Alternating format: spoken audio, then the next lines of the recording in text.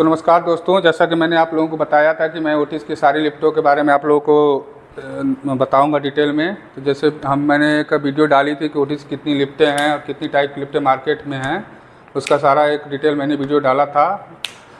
तो आज मैं आप लोगों को ओटिस की BNO 10NOB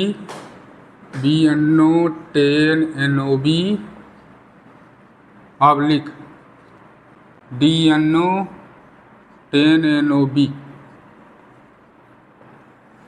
आज दोस्तों मैं आप लोगों को BNO 10NOB और DNO 10NOB कंट्रोलर के बारे में डिटेल में बताऊंगा। दोस्तों ये ओटिस की बहुत पुराना कंट्रोलर है। लगभग आज से 20 से 30 साल पहले ये दोनों कंट्रोलर लगते थे। सबसे पहले हमारा BNO 10NOB कंट्रोलर आया था, फिर उसके बाद ये DNO 10NOB कंट्रोलर आया। दोनों कंट्रोलर में डिफरेंस, दोनों कंट्रोलर का फीचर और फंक्शन सेम है, लेकिन इन दोनों में डिफरेंट ये है कि एक कंट्रोलर पहले जब हमारे पास कॉन्टेक्टर नहीं होते थे तो उसमें फिंगर कॉन्टेक्टर लगते थे। उसका मैं वीडियो में आप लोगों को फिंगर कॉन्टेक्टर का फ़ोटो भी डाल दूंगा, जिससे आप लोगों को समझ में आ जाएगा फिंगर कॉन्टेक्टर पहले कैसे होते थे। और जब हमारे पास कॉन्टेक्टर आ गए, स्नाइडर, जैसे आपने देखा होगा स्नाइडर कॉन्टेक्टर, TC के कॉन्टेक्टर, तो ऐसे जब कॉन्टेक्टर आ गए तो वही फिंगर कॉन्टेक्टर हटा के फिर उसके बाद DNO 10NOB में हमने कॉन्टेक्टर लगाना चालू कर दिया। दोनों लिफ्टों का सेफ्टी सर्किट सेम होती है। सेफ्टी सर्किट दोनों लिफ्टों की 160 वोल्ट DC होती है। दोनों लिफ्टों की सेफ्टी सर्किट जो होती है 160 वोल्ट DC होती है। दोस्तों मैं आप लोगों को आज दोनों लिफ्टों की सेफ्टी सर्किट के बारे में डिटेल बताऊंगा कि सेफ्टी सर्किट कैसे स्टार्ट होती है और उसमें क्या क्या फंक्शन होता है, उसके बारे में आप लोगों को डिटेल में बताता हूँ।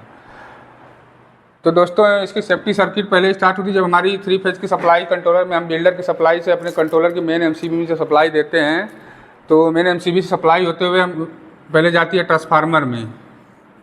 ट्रांसफार्मर में हमारा 3 फेज, इसमें ट्रांसफार्मर लगा और ट्रांसफार्मर में रेड, येलो, ब्लू जाता है। फिर ट्रांसफार्मर से ही आउटपुट निकलता है हमारा 110 वोल्ट, उसके साथ ही 160 वोल्ट भी निकलता है। 160 फास्ट AC निकलता है और न्यूट्रल इसका निकलता है। और इसकी सेफ्टी सर्किट 160 वोल्ट DC होती है।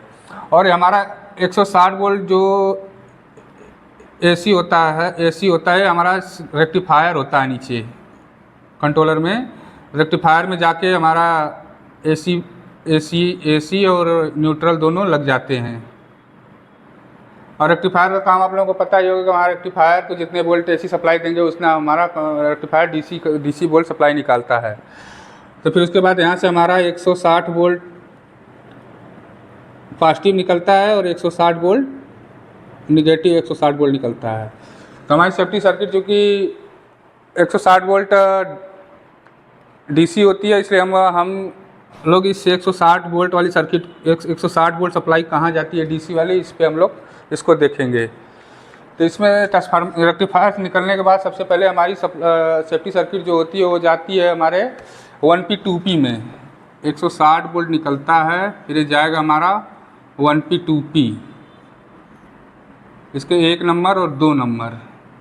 1P 2P का मतलब होता है जब पहले हमारे लिफ्टों में जब ड्राइव नहीं लगते थे तो उसमें मोटर को जलने से बचाने के लिए उसमें एक ओवरलोड रिले लगती थी, जिसको ओटिस में 1P 2P बोलते हैं।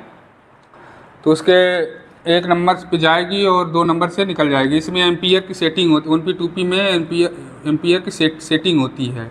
यदि हमारी मोटर सपोज दैट 11 एम्पियर की है तो इसमें रेंज 1P 2P में रेंज बना होता है, तो उसको 11 एम्पियर पे सेट कर देंगे। यदि हमारी मोटर उससे ज़्यादा एम्पियर लेगी तो हमारा 1P 2P ट्रिप हो जाती है और हमारी सर्किट ब्रेक हो जाती है। 1P 2P से फिर तो 1P 2P से जब सप्लाई हमारी 1 नंबर से एंट्री करके 2 नंबर से बाहर निकलती है तो फिर ये हमारी जाती है सप्लाई। यहाँ पे एक लगा होता है सिंगल फेज SPP। SPP को आप लोग जानते होंगे, सिंगल फेज प्रिवेंटर। जब हमारे 3 फेज सप्लाई सही रहती है तो सिंगल फेज प्रिवेंटर में एक NO पॉइंट होता है, NO NC कॉमन होते हैं। तो हमारा जब हमारी सप्लाई हेल्दी होती है तो प्रिवेंटर उस सर्किट को NC कर देता है, जिससे हमारी जो ऊपर से सेफ्टी सर्किट की सप्लाई आई है यहाँ से होते हुए यहाँ से निकल जाती है बाहर। इसको भी मान लीजिए 1 नंबर 2 नंबर। फिर सिंगल फेज प्रिवेंटर से होते हुए हमारी सप्लाई आगे बढ़ती है फिर ये आगे जाके बन जाती है C2, यहाँ पे लिखा मिलेगा आपको C2। जब आप कंट्रोलर में जब भी आप लोग देखेंगे, जब उसका कंट्रोलर का बस बार बना होता है, वहाँ पे आप लोगों को मिलेगा C2, C3, C4। इसकी सेफ्टी सर्किट C2 से स्टार्ट होती है, तो आप लोगों को सीधे C2 से ही चेक करना है। C2 पे आ रही है तो इसका मतलब जो ऊपर की सेफ्टी सर्किट है वो सही है। C2 से जब हमारी सप्लाई आगे बढ़ती है तो ये OS पे आती है। OS का मतलब होता है ओवर स्पीड गवर्नर।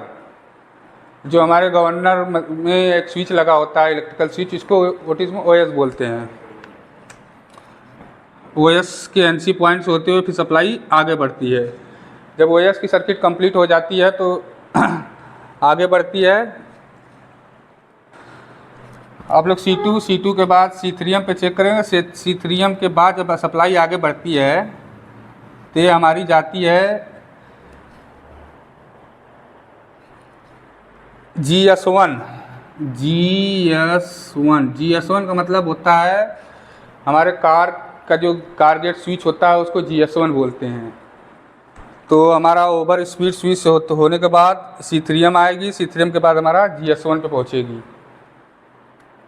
GS1 से फिर इसके कार टॉप पे भी एक SOS लगा होता है, सेफ्टी ऑपरेटेड स्विच। अब कार टॉप पे जो सेफ्टी ऑपरेटेड स्विच लगा होता है, जब हमारी लिफ्ट हाई स्पीड में जाती है या उसका सिग्नल फेल होता है या फ्री फॉल कंडीशन में आती है, तो कार टॉप पे जो हमारा एक सेफ्टी सर्किट के लिए गवर्नर का स्विच लगा होता है वो ट्रिप मार जाता है। तो इसकी भी सर्किट NC होती है, इसकी भी सर्किट NC होती है। इसको बोलते हैं SOS। जब इतनी हमारी सर्किट यहाँ से लगा के यहाँ तक कंप्लीट रहेगी तो आगे जाके अब कंट्रोलर में जो बस बार बना होता है वहाँ पे आप लोगों को मिलेगा C3M के बाद C4। तो दोस्तों मैंने आप लोगों को बता दिया कि हमारी सेफ्टी सर्किट यहाँ से स्टार्ट होते हुए पहले C2 1P 2P के बाद या सिंगल प्रिवेंटर के बाद C2 बन जाती है। C2 से स्टार्ट होगी, फिर C3M बनेगी। C2 और C3M के बाद OS आता है, और फिर C3M के बाद हमारा आता है GS1 और SOS C4, जो लास्ट में C4 बन जाता है। C3M और C4 के बीच में हमारा कार गेट स्विच और कार टॉप का सेफ्टी ऑपरेटेड स्विच दोनों आता है। तो दोस्तों फिर आज के लिए इतना ही। इसके आगे की सर्किट मैं आपको कल बताऊंगा। तो चलिए मिलते हैं अगले नेक्स्ट आने वाले वीडियो में।